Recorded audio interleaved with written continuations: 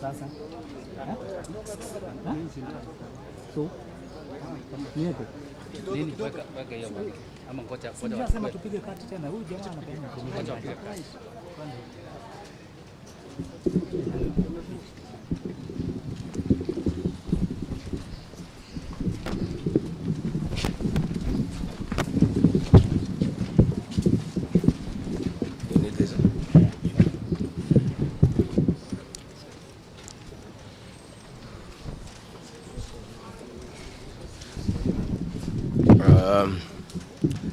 Good people, are you ready?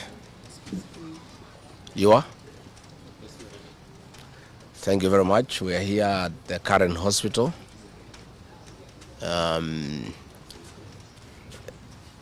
To see the Honorable George Koimburi, the Honorable Member of Parliament for Juja, who was brought here in critical condition. Last Friday, the Honorable George Koimburi had a function in his constituency in a place called Kachororo, and he had a serious engagement with his constituents. In fact, had the opportunity to address those people through the phone. And after he left the ceremony, he was accosted by officers from the DCI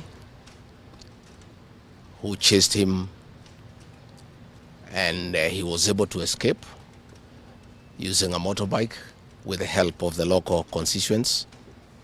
His vehicle was impounded and his driver was arrested. That vehicle is still in the hands of the DCI. And on Sunday, when he was in church, immediately after the service, 2 undercover agents of a killer squad that has been put in place to deal with elected leaders who are not supportive of William Ruto abducted him in full glare of the church members,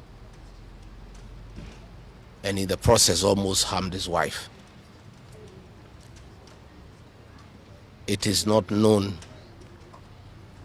where he was taken to, but after a serious search early this morning, he was found in a coffee plantation in Kibichoi, that is in the Githunguri constituency, badly beaten and in very serious condition. He was taken to a hospital for first aid and later brought here where he was admitted. And I've just seen him and I've talked to the doctors, and they have confirmed that the Honorable George Koimburi was tortured by professionals. He has serious soft tissue injuries. This is torture normally done by professionals. He has lost his voice, and the doctors are working round the clock to restore his vocal cords. And the Honorable Koimburi has been able to communicate through writing, because he is not able to speak, that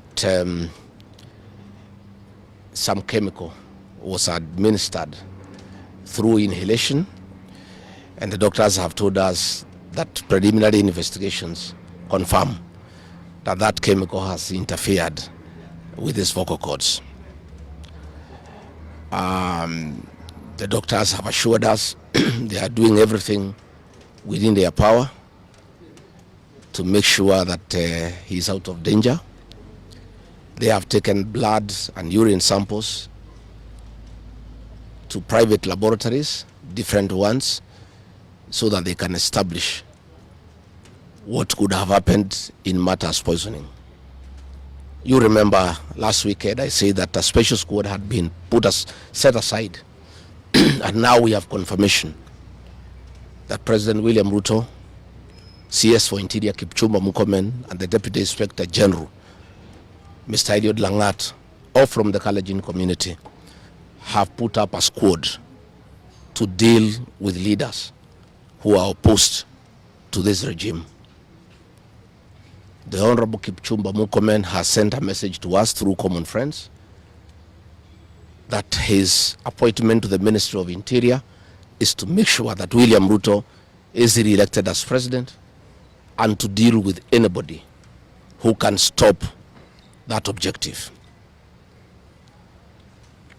Officers from the National Police Service has confirmed to us that a special squad of 20 police officers from the Nandi sub-ethnic community are the ones behind the abduction of George Koimburi, and they are the ones that were deployed in Kakamega to target the Honorable John Methu and Karungo Athangwa. Specifically, there were about 300 police officers who were deployed in Kakamega, but 20 police officers from the Nandi sub-ethnic community under the direct command of the Deputy Inspector General, Eliud Langat, and reporting to Kipchumba Murkomen and William Ruto, had been assigned to harm the Senator for Nyandarua and the Senator for Kiambu because of their vocal stand against this regime. Let me say that I want to appeal to the international community to rescue this country. William Ruto has become a very vengeful dictator, and his activities are similar to the one by Dr. In Dada and Mobutu Sese Seko. And the level of impunity in this country, if the international community does not come through for the people of Kenya, we are going to have not just killings, but maiming of elected leaders. What has happened to the Honorable Koimburi is a very deliberate attempt by William Ruto, Kipchumba Murkomen, and Langat to scare leaders who speak out. It is meant to scare them. It is meant to sell them fear so that they can stop agitating for the liberation of this great republic. And I want to say that William Ruto must know it is these leaders, it is not these leaders who are against his rule. It is the people of Kenya. These leaders are simply articulating what the people of Kenya are saying. And even if he targets these leaders to kill them, to maim them, he cannot do the same to each and every Kenyan. And I want to tell him to stop spreading the narrative that the rebellion against him is coming from the people of Mount Kenya region. This rebellion is across the country, from Western Kenya, Coast Province, Northeastern, Nyanza, including his native North Rift and South Rift. Members of the Kalenjin community are also up in arms because of the misuse of public resources, mismanagement of the economy, and the fact that there is no work going on in this country. So let me appeal to the international community to take a great interest in what is happening in Kenya. And we have seen what is happening in the neighboring countries, in Tanzania, the suppression of civil society. And all those things are stemming from here in Kenya. William Ruto has become intolerant. He cannot take criticism. And the reality of one term is slowly sinking into him, that has sent him into serious desperation, that he has now formed a killer squad of his sub-ethnic community of the Nandi to deal with leaders. Let me ask the people of Kenya to be calm. I want to ask the supporters of the Honorable Koimburi to stay calm. We'll do everything possible to make sure that we are more careful in the face of the repression that is going on. You are aware that members of parliament opposed to this regime, their bodyguards have been disarmed so that they stop going for meetings and feel vulnerable. But it is very clear why they have been disarmed is to allow members of that gang that has been formed by the president to abduct them and to threaten them. And if anything happens to these members of parliament, to any leader in this country opposed to William Ruto, the president will be held to account. And let me tell William Ruto, people of Kenya cannot elect you by force. They elected you on their own free will.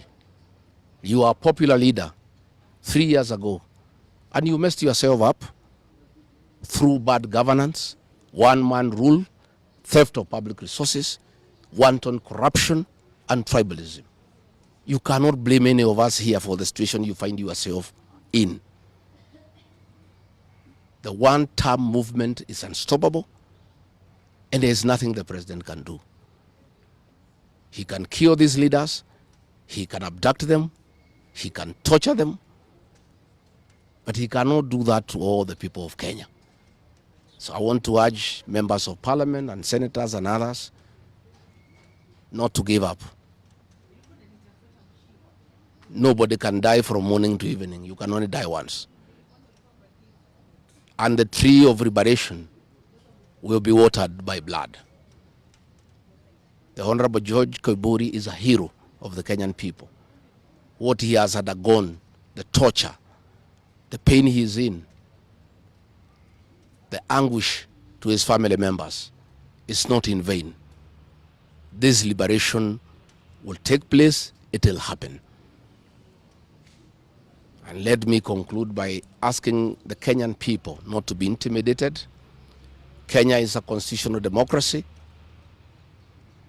They are entitled to cast their vote the way they want. And William Ruto cannot force the people of Kenya to elect him. And there is nothing he can do about it. Thank you very much.